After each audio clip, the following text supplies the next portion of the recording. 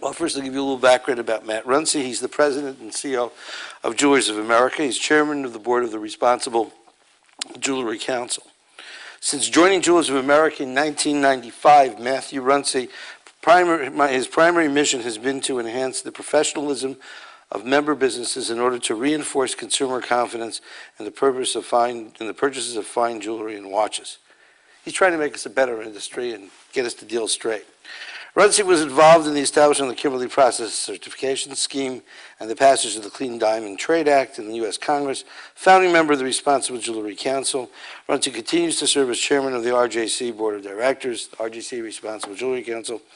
The RJC has established standards for social, ethical, and environmental responsibility to apply to businesses at every level of the supply chain, from mine to retail. This is very important. And basically what I'm saying here is that the Responsible Jewelry Council that Matthew is the chairman of said we need standards. We're going to talk about being ethical, talk about being responsible. We need to establish standards. And they've spent millions of dollars and made tremendous efforts to get stakeholder participation in a very cumbersome or complicated process that has its own standards of how you do the process of creating standards. What is a good jewelry factory? What is a good diamond mine? What is a good gold mine? What is a good retailer? What is a good jewelry manufacturer? And these people have done tremendously powerful, positive, good work in establishing standards for those things. Here to these standards by members that should reinforce consumer confidence. So they have a business angle. They say, why do these things? Are we altruistic? Not necessarily. They realize that if they don't have a good supply chain, consumers might not buy jewelry. And then the other thing is, let me just give you the bottom of this thing. Current working on a voluntary chain of custody standard and is on track to be completed by the end of the year. Now, I just got to explain one of the issues about RJC. First of all, I think the RJC, even though I personally don't join them so much because if I've got problems with their chain of custody issues, if you got a factory who's great, wonderful, God bless the factory, but the diamonds coming in maybe not so good, so that could be a problem of greenwashing. But we really have to focus on the good things. We have to focus on the fact that the RJC has successfully created standards that the industry can stand behind. And so I would say to people, if you have any interest in being a good guy, join the RJC. Become part of that process. Because the RJC, in fact, has that, let's just say they're on the slope of, they're on legitimacy. They're driving legitimacy in the industry. So in any case, what I'd like to do is welcome Matthew up here and also thank him for doing such a good job at the RJC. And I'd like to welcome Matthew up here. So to everybody, I bring you Matthew Runci. Thank you, Martin. Good afternoon. I trust everyone is fully awake after Brad's presentation. I want to commend him on that. And I want to commend Martin on organizing this session and acknowledge his long-standing commitment to ethical and responsible sourcing when it comes to diamonds and to our industry. My job this afternoon is somewhat challenging in as much as I don't run the Responsible Jewelry Council. I serve in a volunteer capacity as the chair of its board of directors. But what I'd like to try to do this afternoon is to cover actually 4 points. The first is to give you a little bit of background on RJC and what its purpose is, why it was started. Because its focus has actually evolved and moved on now to something, as Martin was suggesting, that is somewhat more advanced. And that is chain of custody. So next would be to explain to you what the importance of chain of custody is insofar as RJC is concerned, how its chain of custody initiative is proceeding currently, and how it could work in the diamond trade. And then I understand this will be part of our open discussion later this afternoon. The mission statement of RJC is quite simple and straightforward: to build a responsible diamond, gold, and platinum metals supply chain from mine to customer. RJC dates back to some informal discussions in late 2004 among a number of us from various organizations, trade associations, as well as the corporate world. And it actually started from a very simple realization. And that realization was that on a Saturday morning, any one of us could go into our local town and buy a cup of fair trade coffee, Or we could go to the hardware store to buy a new rake to rake the leaves in our yards, and there'd be a label on that rake saying that the wood that had been used to in the manufacture of that rake had come from a sustainable forest. Then we could go out and do some marketing. We could go into a market and buy food, and we could find various claims associated with different foods attesting to some positive attribute of the sourcing and processing of that food product, fish, for example.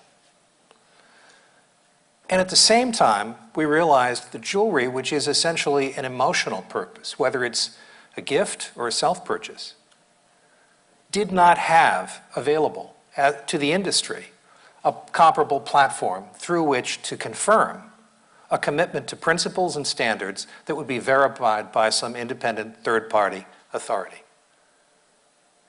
Jewelry, above all those other industries, it seemed to us, needed to have precisely that. And we realized not so much the risk side of it, but the opportunity side of it. Yes, there were reputational risks associated with conflict diamonds, and that is something we're all quite familiar with. And there are other aspects of supply chain, of our supply chain, whether it's for metals or for gemstones, that equally concerned us.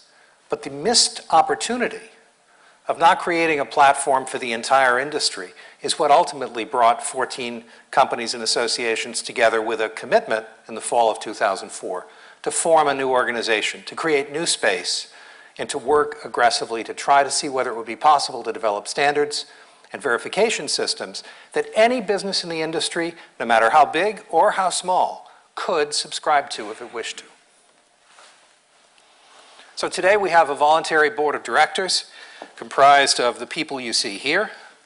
My term as board chair, by virtue of term limits, will of necessity expire next spring, and someone else will move into that role. But you can see the companies represented on the board are both large corporations and small businesses, and they come from businesses throughout the world in virtually every sector of the industry's supply chains.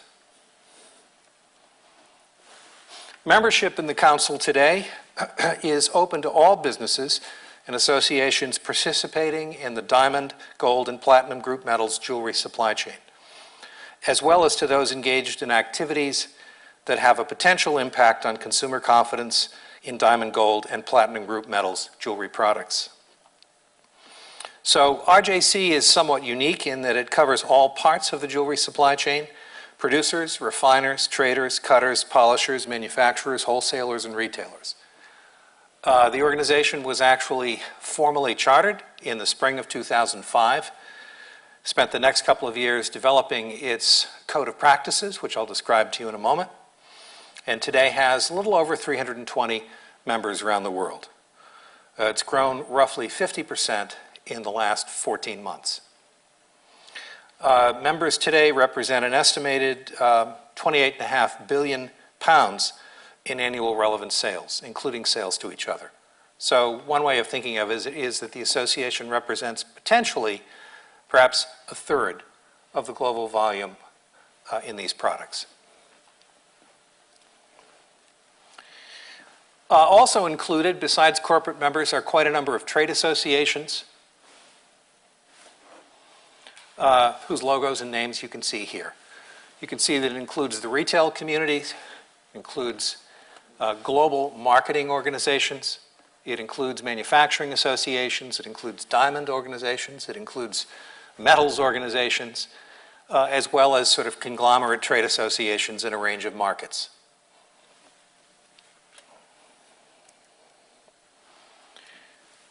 What brings all of these parties together is the very wide acceptance between them that industry and society have need for responsible business practices, that those responsible business practices should include business ethics, human and labor rights, as well as the respect for the environment. Why? Because for very practical reasons, as well as humanitarian reasons, performance and perceptions of performance can affect a business's social license to operate. It can impact the legislation and regulation that is built around industry. It certainly can have a bearing on stakeholder perceptions of industry and their support or lack of it for industry initiatives.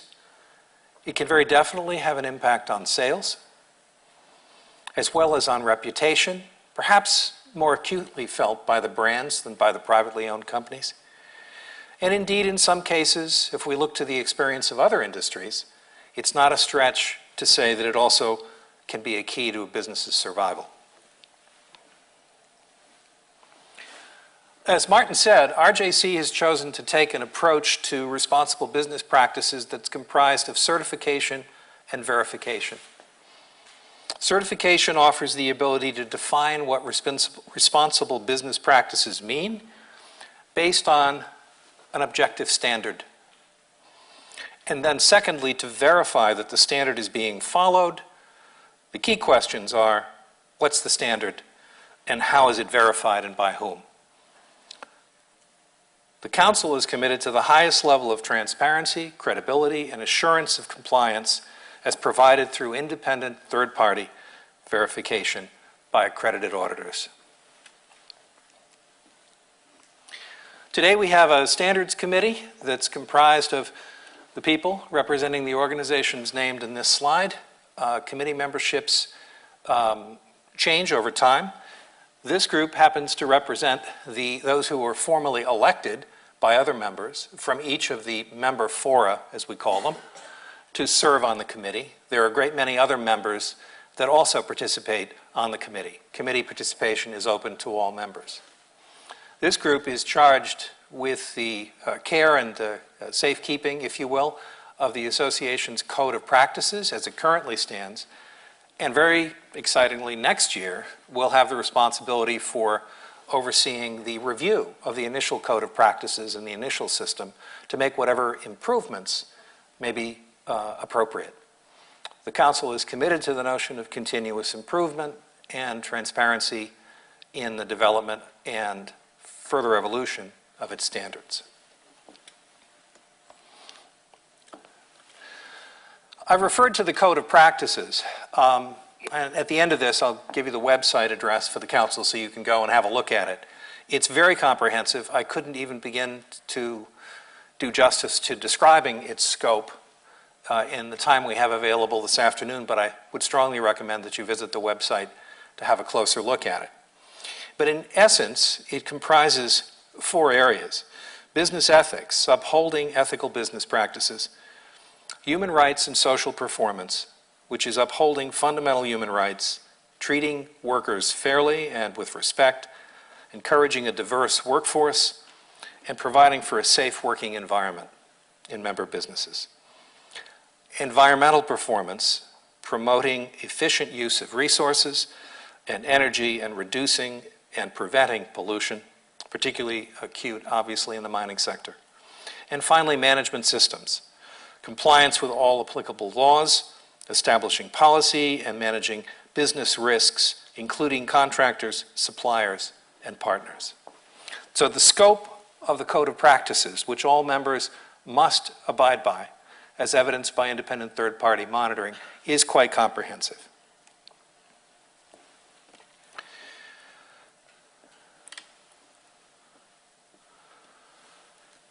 It's important then to capture this thought. Certification of members to the Code of Practices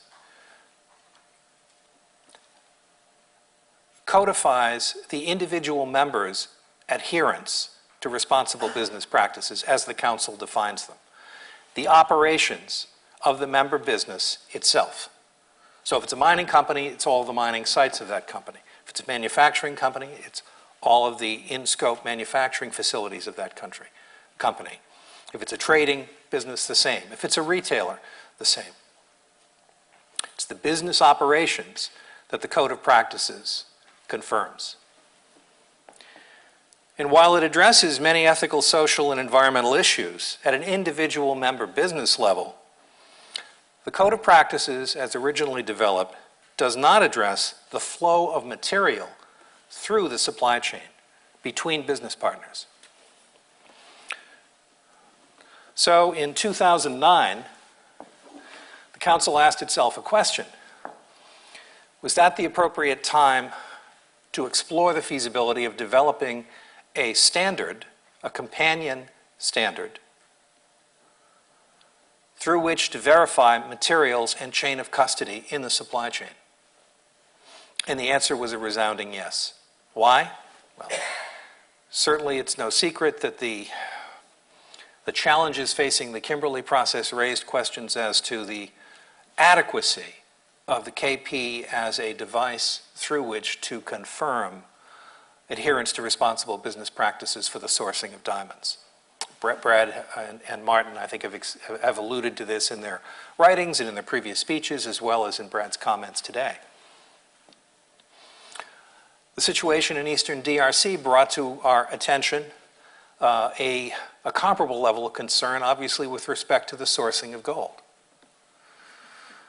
And as we thought about it, it occurred to us that unless we tried and succeeded in developing a standard through which to certify chain of custody for material as a companion to the certification of member business operations,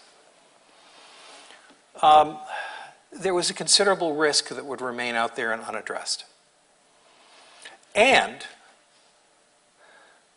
that it would be the largest corporations, perhaps within our membership or not within our membership, who had the greatest capacity to be able to provide assurance with respect to sourcing. In other words, unless we developed a chain of custody verification standard, it would be the small businesses throughout the supply chain that would be at greatest risk, because they would be least capable of providing that assurance on their own. There is also the fundamental proposition that had helped to inform the founding of the Council at the outset, which was, in the absence of one proposed industry-wide platform, which is not to say what everybody has to do, but rather, here's a way that it could be done. Avail yourself of it if you wish, or not, if you have another way. But unless we took on that kind of approach, we would almost certainly begin to see a whole range of different approaches, different standards, different verification systems. Once again, raising the prospect of death by audit for the middle of the supply chain, which was something we very much wanted to avoid when the Council was started, and that we realized we needed to avoid if we were going to take on chain of custody certification as well. So the key difference, Code of Practices addresses responsible business practices in the four areas that I mentioned for member businesses. And RJC members are currently being certified to the Code of Practices by accredited independent third-party auditors, with the first tranche of members who joined in the first 2 years needing to be certified by the end of this year. Once you become a member, you have 2 years during which to become certified. At least that was the founding principle on which the Council was begun. So that has commenced in January of 2011 with, I beg your pardon, yes, January of 2011, as a result of companies having joined since 2009. As a companion piece to that, a chain of custody standard is currently in an advanced stage of development that will help to attest to the presence of a responsible supply chain. Here, the claim will be about the product. Where does it come from? How is it made?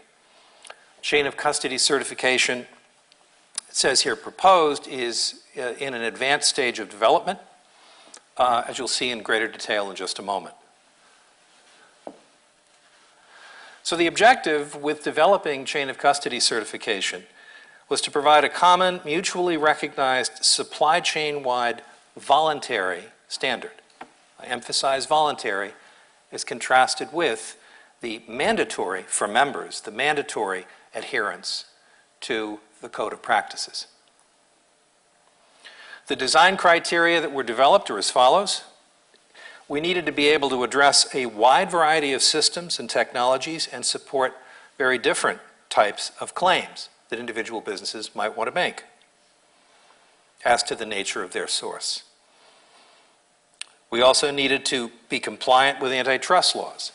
We needed to be absolutely sure, as we were in the founding of the Council and the development of its original Code of Practices.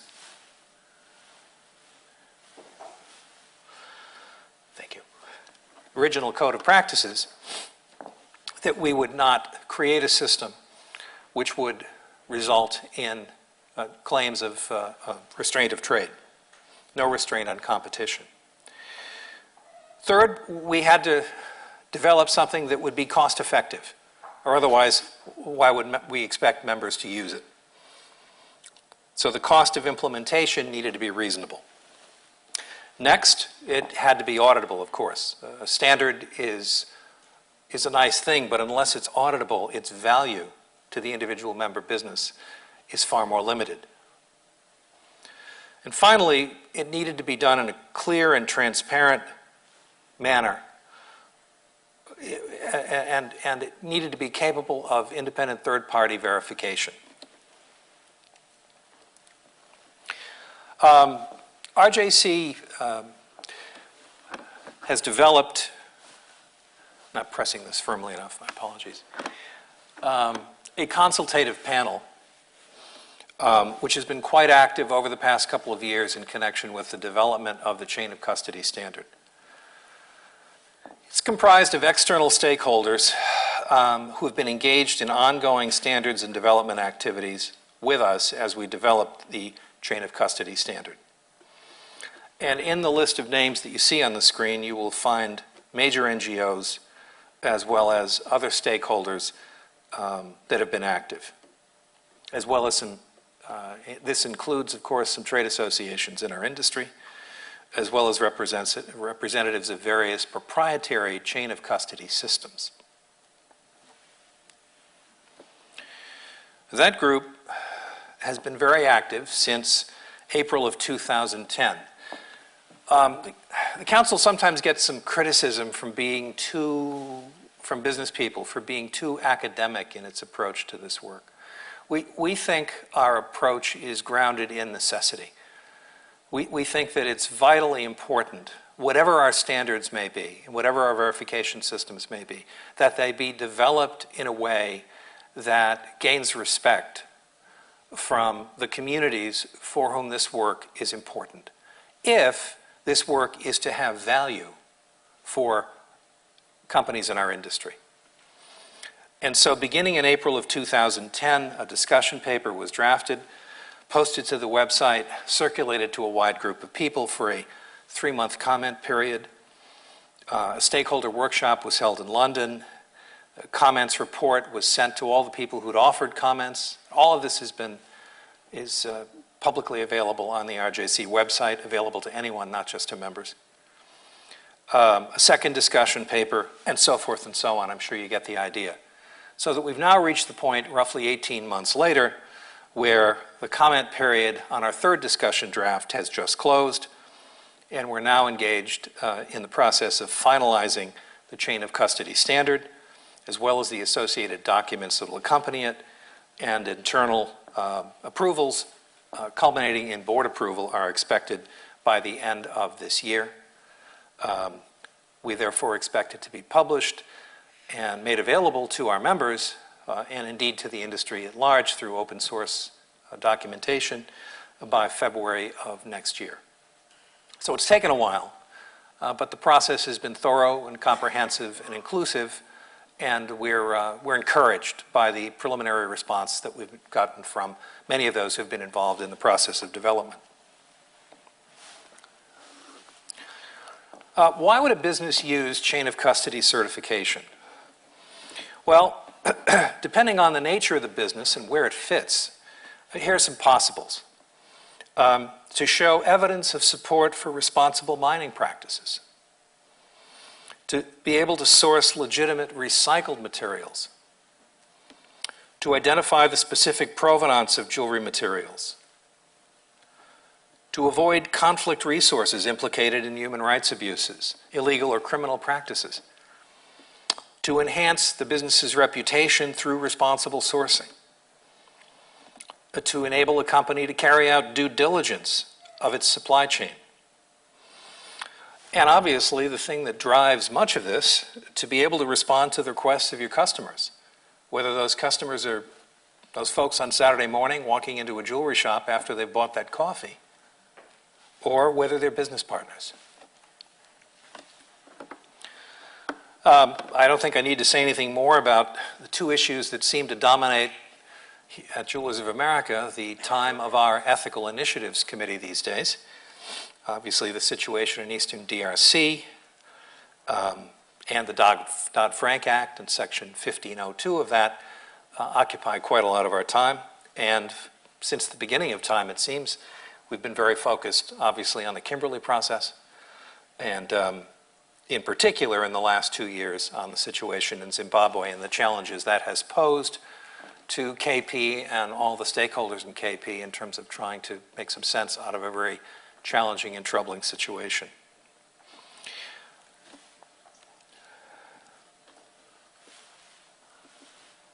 So let's look at this June 2011 draft, the most recent one, the one we're currently working off of, and that I think will probably come very close to reflecting the final standard when it's published later this year. The June 2011 draft is applicable to diamonds, to gold, and to platinum group metals. It requires independent third-party auditing in order to achieve chain of custody certification. But it's also available to everyone as a guide to good practice. In other words, you don't have to use it and apply it to achieve certification. You can look at it as a guideline of good practice to apply in your own business if you wish. Certification, chain of custody certification, is voluntary and flexible as to which parts of a business and which materials. In other words, an RJC member can say, right, I like this idea of chain of custody. I'm going to apply it. They then need to decide in what area of their business they wish to apply it. It could be diamonds. It could be gold. It could be both. It could be neither. It could be a part of one or the other. The member business chooses, on the basis of the value proposition that they assess, where they will apply the chain of custody standard in their business if they wish to apply it. If they don't, and they're a certified RJC member, they can continue being a certified RJC member. They just can't make claims relative to chain of custody. The only claims they can make are those which apply to their own business operations as opposed to the business operations of their business partners. The paper includes controls for conflict-free, responsible sourcing of the materials that I've mentioned. As I just said, it requires RJC membership to support responsible business practices in the supply chain through the Code of Practices. And it supports implementation of Dodd-Frank, Section 1502, conflict minerals, for those businesses for whom that is a legal responsibility. The elements of chain of custody certification are, as RJC have developed it, an auditable standard, accredited auditors, specifically accredited by RJC in terms of ISO 17021, a certification handbook, a guidance document, an assessment, a self-assessment workbook, a self-assessment workbook that the company will use to assess its own claims will be the same workbook format that an auditor will use when they come through to audit. So it's very much an approach that invests heavily in business development and the development of expertise within the businesses within the industry that are RJC members. That's true of both the Code of Practices as well as the chain of custody certification. The Council has put together a training because its members are dispersed throughout the world, indeed because its staff is dispersed throughout the world. Much of this is web-based. There are events from time to time at major trade shows and things, but for the most part, most of the training is web-based and arranged at the convenience of the member.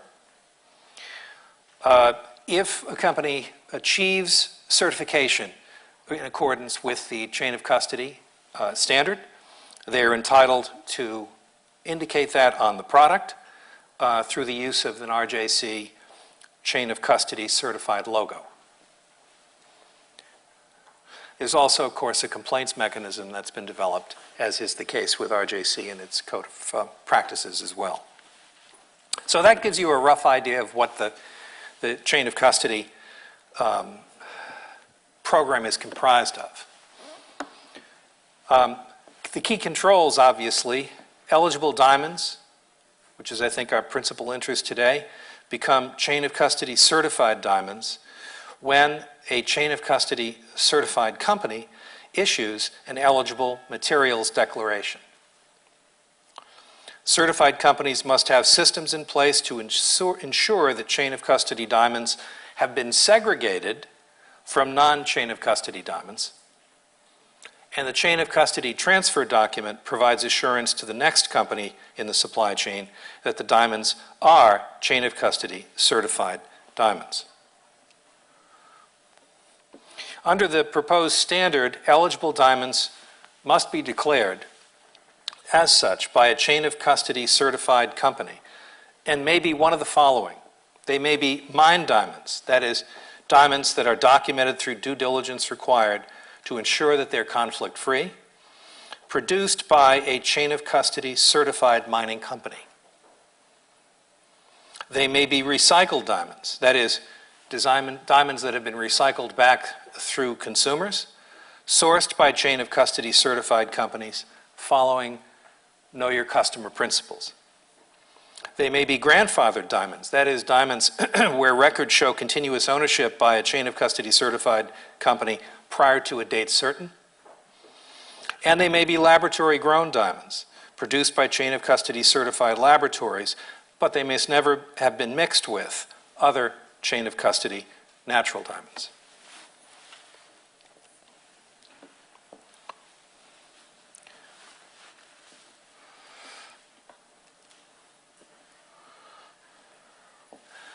Question we've often been asked is, could I buy chain of custody diamonds without being chain of custody certified myself? And of course the answer to that is yes, you can. Diamonds and any other materials sold by a CFC certified company. CFC certification isn't relevant for the buyer of those materials if the buyer doesn't intend to maintain segregation after sourcing.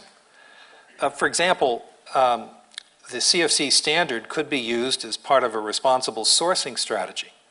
In such cases, the business could specify the types of CFC material it wants to source.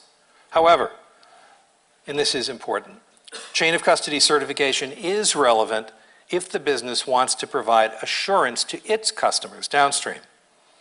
Application of the RJC logo on chain of custody material would therefore be restricted to chain of custody certified businesses. We're often asked as well, how does chain of custody relate to the Kimberley process? The proposed standard would offer a chain of custody for diamonds that have been responsibly mined and also for recycled diamonds. The RJC chain of custody certification therefore offers a new choice for businesses interested in responsible sourcing because it sets additional requirements above the Kimberley process certification and addresses a wider interpretation of conflict. And this, I think, relates to what Brad was describing earlier in terms of, how big is the Kimberley process? Not how many countries, but what's its focus, what's its purpose? And in particular, what are the issues that the Kimberley process seems to be demonstrating extraordinary difficulty in dealing with? Can we afford as an industry to ignore those issues? Or do we have to perhaps conclude that the Kimberley process isn't able to deal with them effectively and find alternative methods to continue to provide assurance to our customers? That's one of the give and takes in this process. And it's the Council's view, very much, that we have a responsibility to the industry that supersedes the limitations, however important the instrument of KP may continue to be, and hopefully will be, that we have responsibilities that go beyond what the Kimberley process can adequately cover to our customers. And just to point out, while the chain of custody certification is voluntary, the RJC Code of Practices still requires RJC members to be audited for compliance with the KP and the WDC system of warranties. So as long as there is a Kimberley process, RJC members are required to be audited against their conformance to the system of warranties and the Kimberley process certification scheme. I think I'm out of time, but if you can allow me 2 more minutes? Okay. Another question we're often asked is, could chain of custody material from different sources be mixed? And the answer again is yes. Materials from different sources, mined, recycled, and grandfathered, can be mixed once they've met the chain of custody standards eligibility criteria. The exception, of course, is laboratory-grown diamonds, which can't be irreversibly mixed with natural mined diamonds because of the RJC's Code of Practices disclosure requirements. In a similar fashion, gold from the DRC and adjoining countries, whether mixed or not mixed with gold from other sources, must be identified in all chain of custody transfer documents, including the name and location of the mine, the country of origin, and the refiner. This aims to support implementation of the Dodd-Frank Act under the proposed SEC rules, yet to be issued.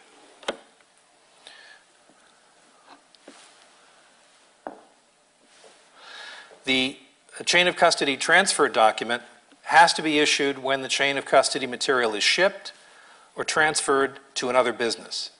And it includes various technical information, certification numbers for shipper and receiver if applicable, weight, quantities, and description of the material, unique ID number for the transfer, and the name of the responsible employee within the company.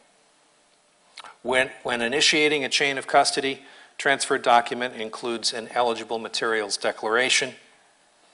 When initiating chain of custody for mined material, the document must also include a conflict-free declaration and identification of country where mined. If mined in a conflict-affected area, it must also identify the mine and summarize the due diligence undertaken.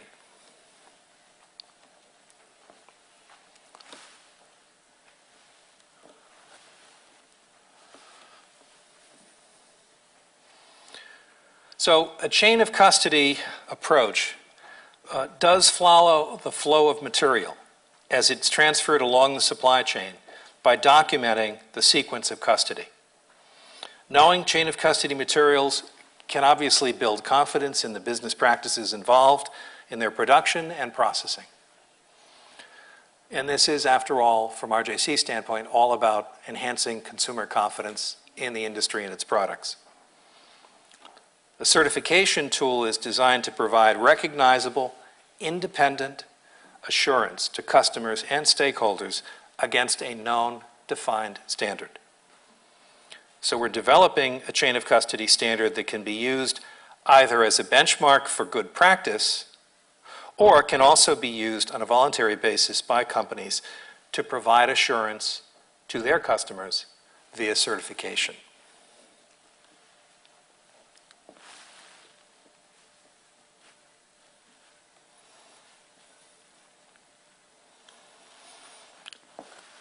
Now, it's going to take time, obviously, in order for this critical mass to be built. RJC embarked on the course of developing a chain of custody standard in response to requests from a number of its members. How those members take up the standard and use the certification of materials remains to be seen. Individual members will no doubt assess how they would wish to apply it once the standard has actually been published. Informally, I can say that I know a number of RJC members have indicated their intent to use it and begin using it immediately. Others, perhaps even a majority, are as yet not of an opinion on whether to go in this direction or not. The attempt here was to be somewhat ahead of the curve, or at least to keep pace with the curve, in the expectation that if other international institutions are seen as failing, then a chain of custody standard becomes, as I said before, perhaps much more important to the business.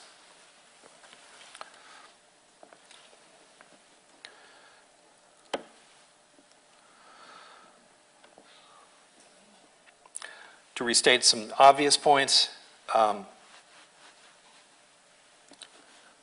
It's voluntary. It will be voluntary when published, unlike the Code of Practices, which is compulsory. It will control for conflict sources and help support Dodd-Frank implementation.